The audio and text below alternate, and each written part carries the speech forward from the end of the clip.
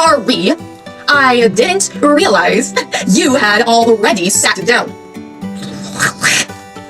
I personally don't understand why Mrs. Gunnerka would pair us up together when clearly we have so many differences. Anyways, I suppose we're stuck together. Marissa! I know you're a fan of horses, but tell me, can a horse do this? Suddenly, I have the urge to connect with my wolf ancestors and bite you. What do you mean you're telling the teacher? It was a mild chomp. A little damage was done, but you can't fight the cycle of natural selection.